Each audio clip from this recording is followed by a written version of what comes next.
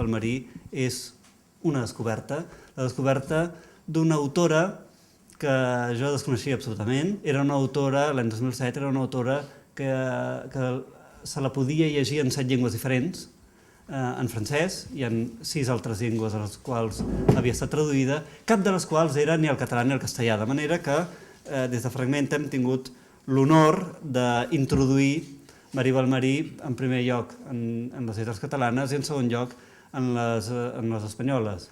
El Monge psicoanalista i Freud fins a Déu, des del meu punt de vista, són els 2 millors textos per entrar en l'univers Marí Balmerí.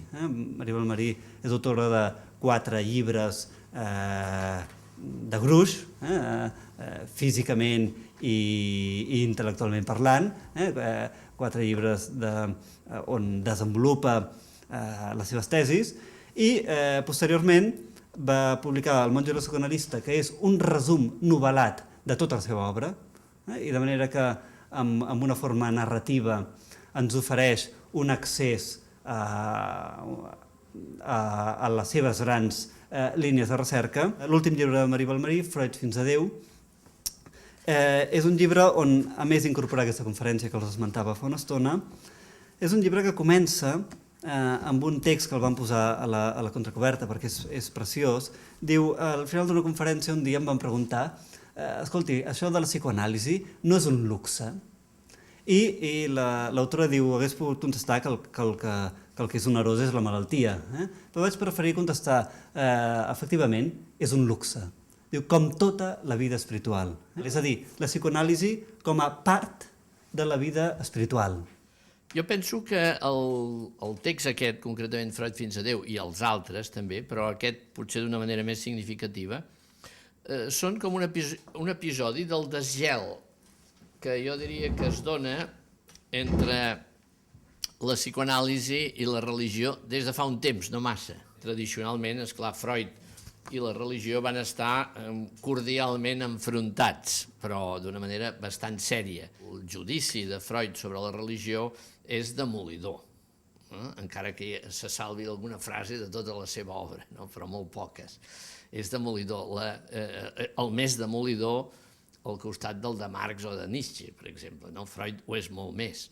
Aquest desgel va associat al fet que la religió hagi abandonat el monopoli o li hagin fet abandonar el monopoli, perquè l'abandó no ha estat protagonitzat d'una manera lliure. Balmerí és un bon exemple de deixar de banda la metafísica quan es parla de la religió. Això és important, perquè sembla que la religió només pugui ser pensada des de la metafísica de la religió, que és la figura de Déu.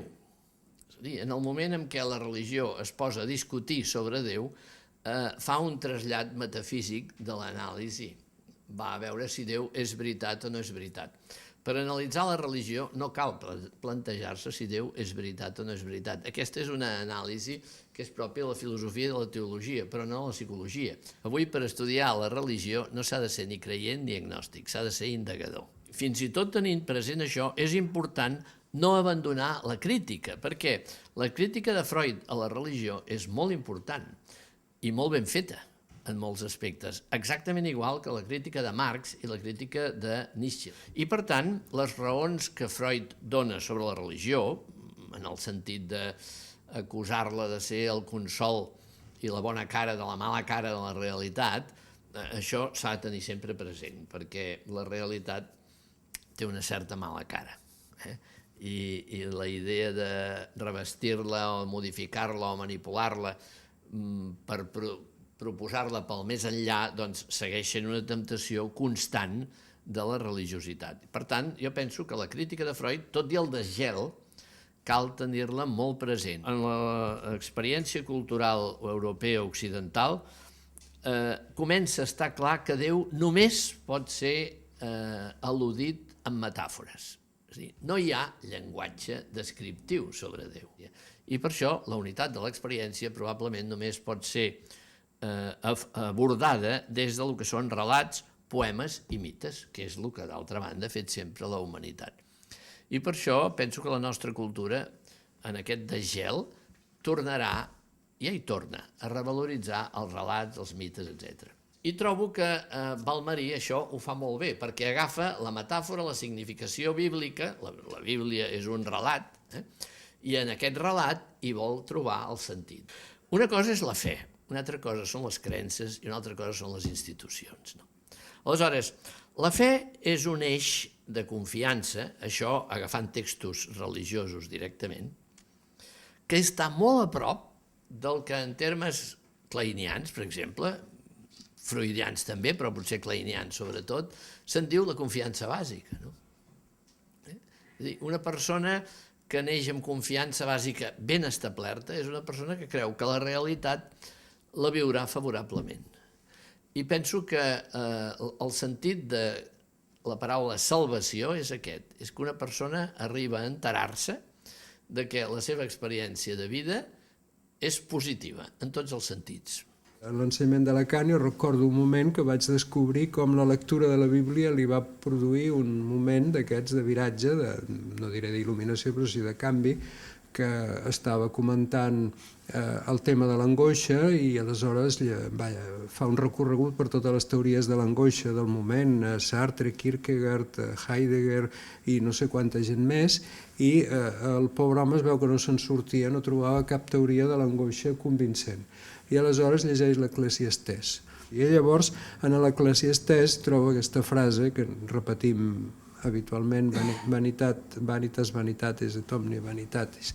La paraula vanitat, tornem a la crítica textual, la paraula vanitat, analitzant el text, avui en dia hi ha molts comentaris en aquest sentit, vol dir una cosa així com seria el buf.